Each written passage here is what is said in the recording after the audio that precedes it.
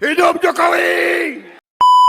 Pemilihan umum selalu menjadi momen yang dinanti oleh banyak pihak. Saat masa pemilu tiba, suasana di berbagai daerah berubah. Para calon pemimpin mulai mendatangi masyarakat, mengunjungi pasar, menggelar dialog, bahkan berinteraksi langsung dengan warganya. Mereka berbicara tentang isu-isu yang sedang dihadapi masyarakat, mendengarkan keluh kesah, serta memberikan janji-janji perubahan. Namun, setelah pemilu usai dan para pemimpin terpilih sudah menduduki kursinya, suasana kembali seperti semula. Suara masyarakat yang sebelumnya didengarkan, seolah-olah kembali tenggelam. Banyak masyarakat merasa bahwa perhatian para pemimpin hanya datang saat suara mereka dibutuhkan untuk memenangkan pemilu. Setelah itu, keluhan, aspirasi, dan kebutuhan masyarakat kerap diabaikan. Padahal, suara rakyat adalah inti dari demokrasi. Dalam sistem demokrasi, masyarakat berhak untuk didengar dan dihargai setiap saat, bukan hanya ketika masa pemilu. Lalu, apa yang sebenarnya diharapkan masyarakat dari para pemimpinnya? Bagaimana cara agar suara rakyat tetap didengar dan diperhatikan? Tidak hanya saat pemilu saja.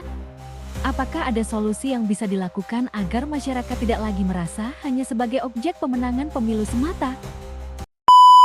Apa yang Anda rasakan terhadap pelayanan pemerintah sebelum dan sesudah pemilu? Baik, sebelum pemilu mungkin terkenal dengan di daerah kita mungkin banyak yang namanya politik uang, mungkin kan money politik. Tapi di saat sebelum pemilu itu di daerah saya pembangunan itu sangat gencar-gencarnya seperti pembangunan jalan. Kemarin itu jalan di daerah saya itu sangat kecil, mungkin sekitar 3 meter mungkin lebarnya.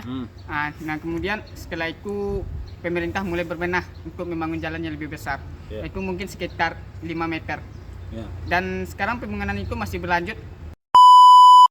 Apa saja dampak nyata yang dirasakan masyarakat ketika suara mereka hanya didengar menjelang pemilu? Kontestasi demokrasi ini, apakah itu pemilu ataupun pilkada ataupun apa namanya, dalam memilih wakil atau kepala daerah, menjadi satu momen yang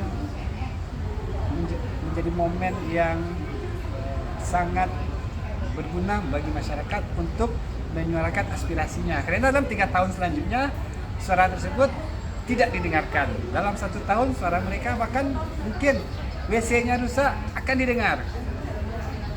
Saat itu ada dampak yang nyata yang bisa kita lihat, dan Anda mungkin bisa melihat di daerah asal Anda itu sendiri dari ilustrasi seperti itu. Terima kasih.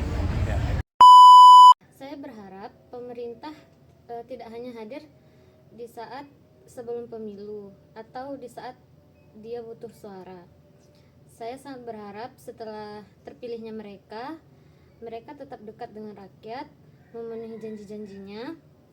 Menurut saya saat ini contoh pemimpin yang baik yang telah mencontohkan pemimpin yang baik adalah Pak Dedi.